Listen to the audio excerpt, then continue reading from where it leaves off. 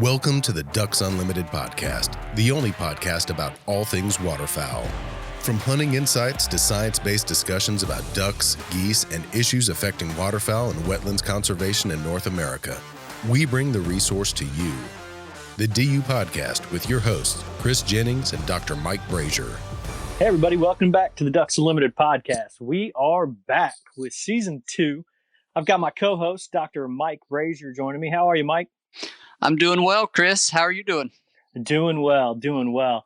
We wanted to get together on this quick show just to let everybody know that, one, the DU Podcast Season 2 is back, kind of give you a little bit of an update of, one, what we've been doing, two, what we're going to be doing, and kind of just introduce some of the Season 2 topics. I know I'm excited to really jump into these topics, but the first thing I want to bring up, and Mike, you can chime in here whenever, we just want to remind people that Ducks Unlimited, myself and Mike, we, and just like everyone else around the country, are following strict stay-at-home orders here in Memphis. So we're both recording in different areas. That's a lot different from us than being in the studio there at Ducks Unlimited. So as we get into season 2, you may notice a little bit different sound quality.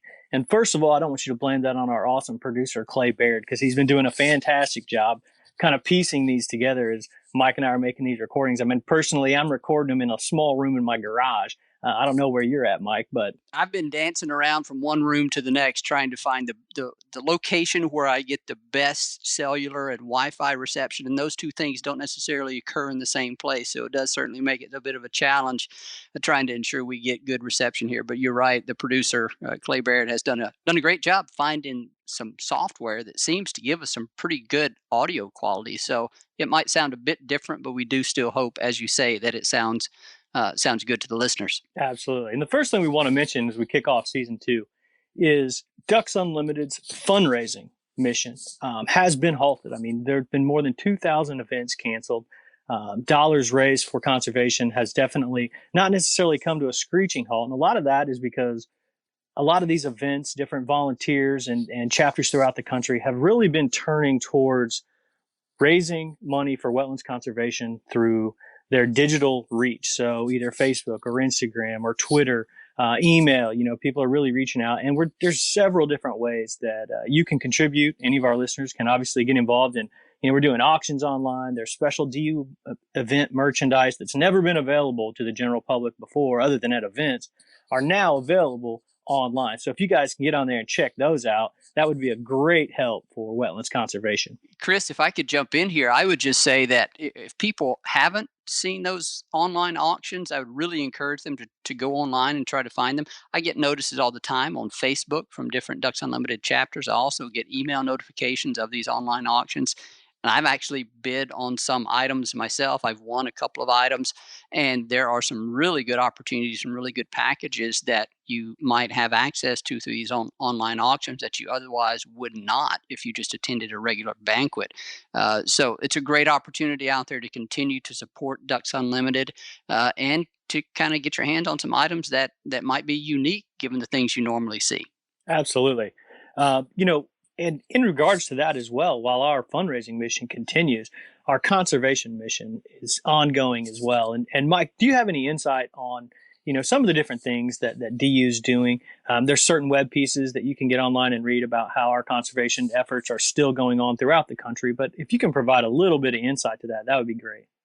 Yeah, I'll tell the listeners what I know. I'm probably not the best authority to give a comprehensive overview of this across the country, but what I can tell you is in those states where we do still have the ability to be out and about working on projects, whether it be overseeing the construction or any kind of site work of existing projects, that's still occurring. We are also in those states where we're continuing to meet with landowners or our federal and state partners to identify future habitat conservation projects, to design those habitat conservation projects. And then obviously we're continuing to do as much as we can. And typically it's occurring at close to normal pace of looking for funds through our public resources. And so conservation work continues to operate at a really at a really high pace within the organization. I think the conservation numbers when they come in at the end of the year are going to be really impressive, and it just makes you appreciate the great work that our conservation staff, our fundraising, our engineering staff do. And we're persisting and finding new and innovative ways to do all of these things in these incredibly unprecedented times. So I think I would want to leave people with a message of optimism with respect to how DU is going as hard as we can, continuing to do the important conservation work wherever we can, wherever the social distancing measures permit us to do so. I think we have a lot of people that are submitting pictures. Forgets like a hashtag DU outside or DU get outside, something of that nature, where we're trying to let people see our biologists and our engineers out in the field continuing to do this important habitat work. So there is some optimism to be had in the continued conservation work of the organization. That's a great recap, Mike. Looking forward, speaking of optimism, I'm very optimistic about season 2. I do want to remind all of our listeners, and maybe this is someone's first time joining us, we still have season 1 that you can go back and listen to. We've got hours and hours and hours. There's 86 episodes waiting for anyone who wants to start from the very beginning and really catch up on the DU podcast and some of the great conservation information that we provided last season. But moving forward into season 2, Mike, I know you've been recording some shows with some different people. Kind of give us a little bit of an update on what people can expect for season 2. We already have a dozen or a dozen and a half shows that are nearly ready to go. So when we start back up here next week, I guess it's next week as we're recording this, but it'll be the first full week of May. When we start up, we're going to have a series of shows already lined up. And some of those, want to make sure people understand this, some of those shows were recorded in February or March. So as you listen to some of those shows, if it feels like the conversation is totally avoiding the elephant in the room being the coronavirus, COVID-19, just remember that some of these conversations were recorded prior to it becoming an issue. The conservation message or the research message or whatever the topic might have been for those shows is still relevant. But we have we recorded some shows that we're really excited about and still are, obviously. Jerry Holden, the director of operations for Ducks Unlimited Southern Region, joined us for a 3-part series. And I know you're going to enjoy those episodes. Jerry talks about all the great work that the Southern region is doing. And of course, that's one where the lack of any reference to the coronavirus and the impacts of it on the organization will be most obvious. But again, it was recorded back in February. Jerry's a great interview, and I know those will be the last times we have him on. We also go to some other parts of the country, the southern Great Plains, to talk with Mike Carter of the Playa Lakes Joint Venture, Matt Huff, a Ducks Unlimited biologist. We talked with a Ducks Unlimited biologist, or I guess he's Director of Conservation Programs out of Texas, Dr. Todd Marandino, talking about a flagship habitat restoration project in that state. And then we also have some additional science-themed episodes. We're going to talk with a researcher in North Dakota who's using some drone technologies and some camera technologies to study nesting waterfowl. We're going to have another episode about snow geese with Dr. Mark Petrie. So we have a lot of things already lined up, and we're going to continue to add to that as we go forward. One of the things that I do want to spend a minute talking about right now, though, in light of the coronavirus and the way it's impacted everything, most people listening to this podcast will probably know by the time they listen to it that the U.S. Fish and Wildlife Service, Canadian Wildlife Service, and state partners through their collective decisions have had to cancel the May breeding population and habitat survey. And that's a big bummer for everybody that cares about waterfowl populations. It's a big bummer in terms of the data streams that we use to manage waterfowl populations and harvest management, but also just what we look forward to every year in terms of those numbers. Chris, I know we had already mapped out some shows, a couple of months ago that we were going to produce for August when those numbers get released, but now we're not going to be able to do those. But what we are going to do, and I'll share this so that you can have something to look forward to. sometime around mid-May, we're going to connect with the chief of the Division of Migratory Bird Management, Dr. Ken Richkus.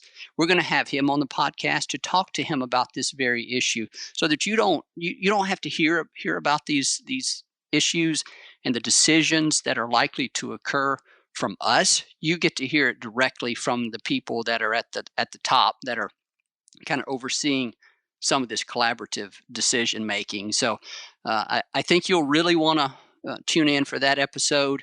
I think we have great confidence in our state and federal partners to continue to do the right thing, make good decisions for harvest management, and to do things in a way that give us those hunting opportunities. But we're going to have Ken on to talk about that.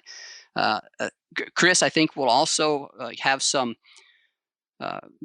Given that we won't have insights, data-based insights on habitat conditions from that survey this year, it's going to be really important from our kind of personal perspective to get a lot of people on the podcast that are actually working in the Dakotas, working in Prairie Canada, so they can give us some firsthand insights on habitat conditions as they see it, because I know everybody's really interested in that, and rightly so. And you've actually talked to someone here recently, kind of had some insights on that. I think conditions are really wet in the Dakotas. I'm not sure what they're like in Prairie Canada, but I'll toss this over to you now, and also you can tell us what you know about that. But also, I'm kind of interested to hear about some of the shows that you've lined up. I've seen some of those listed on the little document that we keep, but I've not listened to any of them, so I'm looking forward to those. Man, I listen to every single one of your shows as soon as they upload. And I'm kind of upset you're not following me as closely as I'm following you here. But no, I mean, they're not out yet. They're not out yet. No, I'm really excited about the shows that I've been able to record while during this kind of stay-at-home order. I've reached out to some of our top contributors in the magazine, and some very familiar names that a lot of our listeners will know. Got Phil Bergeli, who's Ducks Unlimited magazine shotgunning columnist. He joined me for a couple different episodes of walking people through various things you can do during the off season, shooting techniques, the different tactics, even some really good conversations with Phil about shooting and really what to know about why you miss, how you miss, and things to understand as a shooter, as a waterfowl hunter. I also reached out to Mike Stewart. We had Mike Stewart, the owner and operator of Wild Rose Kennels. He's obviously a great wealth of information regarding retriever training. And we kind of did a little intro with Mike, just letting our listeners learn more about Mike and the Wild Rose Kennels and the operation that he runs. So I'm excited about those. I had Jay Anglin, I got John Pullman, which you mentioned. I spoke with John just last week, and he mentioned that he's in South Dakota, and he was just, I could almost see his smile through the phone because he was so excited that they had tons of water, they had tons of ducks. He's seeing gadwalls, pintails, blue wings are starting to roll in there pretty thick, and he's just like, man, we've got great water again, and he's just really excited about it. So, another thing you brought up, we're going to try, and it is a bummer that we're not going to have the BPOP survey this year, along with other, banding programs and things that were canceled due to the COVID response. But I think this gives us a good opportunity, and it'll be a great tool for our listeners. We're going to be able to bring on guests from, like you said, all over the prairies, U.S. and Canada, and get those little quick updates. And hopefully we can do those as often as possible, hopefully weekly. And they'll be very similar to what we did during the regular season, or season one, when we were doing the bonus episodes with migration, hunting, and habitat updates. So if we can bring biologists on, people who are on the ground, engineers, whoever, who's actually seeing what's exactly going on in the prairies, I think that'll be some great information for our audience. And I think everyone will really key in. Like you said, it's definitely a loss there. And I think we'll be able to provide that as much as possible. Yeah, for sure. One of the things that I think we probably wanted to say before we close out here on this episode, I don't know if you have anything else you want to say, but I want to make sure that we mention this before we do go, is that last year, season one, I think we could both agree that it was incredibly successful, just from the standpoint of we had never done one of these before. We were able to produce a ton of content. We immensely thank our producer, Clay Baird, who, as we say on every episode, does a fantastic job with editing and production of these. That continues to be true. But the other thing that we really have to do, and we mean this sincerely, is to thank the listeners for their input, for their comments, for their reviews. I think towards the end of season 1, we had amassed over 400 reviews or 400 comments for the Ducks Unlimited podcast. A lot of those comments came with suggestions for topics for additional episodes. I have received some of those suggestions either by way of Facebook or Messenger or email. I think probably all three of us have, including Clay, have received some suggestions by way of email of different topics that our listeners would like for us to discuss. And some of that, one example includes a reference to banding, preseason banding, how that data is collected, how it's used, and just talking about some of the neat aspects of that, as well as winter banding and how much of that is occurring, how much has occurred historically, and kind of what's the difference between those two types of banding and how can they be used together. So anyway, we've gotten some great suggestions from our listeners. And so we thank you for those suggestions, but certainly thank you fundamentally just for listening, because if it wasn't for the listeners, we wouldn't be doing this. Absolutely. That's a good point, Mike. And, thanks to everyone. We had a little promotion towards the end of season 1 where we gave away some free DU hats. And we got almost 800 emails just in regards to, hey, great job, or hey, here's what you should do. And we take all that feedback. And for us, even when it's not as positive as what we'd like, it's positive for us because we can grow on that and, either get new topics or change some of the things that we do. I got a lot of comments, people who had just walked up to me or people I knew who would email me and just be like, man, that Mike Brazier, he seems like a real smart guy. And I'm like, nothing about me? Nothing? You got nothing? Lying. So you're not supposed to lie on the podcast. No, I did. I got a lot. So, that's a good reminder to let people know that you can email the podcast at dupodcast@ducks.org. Or you can just visit the website at ducks.org/DU podcast, and there's contact information there. You can reach out to us. We get all those emails. We read them all. We filter through them, and we do learn from it. So we're looking forward to season 2. We're going to go ahead and let that kick off. Season 2, the pace of season 2 probably won't be as much as we did during season 1. We kind of looked at this as the off season, but the content will be there. We're going to be, rocking and rolling the whole time. And I'd like to thank Mike, my co-host, for being just the smartest guy on the podcast. Thanks a lot. That's what the feedback's coming. I'd also like to thank Clay Baird for producing this show and doing a fantastic job even during difficult times and even helping us get season 2 kicked off. And I'd like to thank you, the listener, for joining us and supporting wetlands conservation.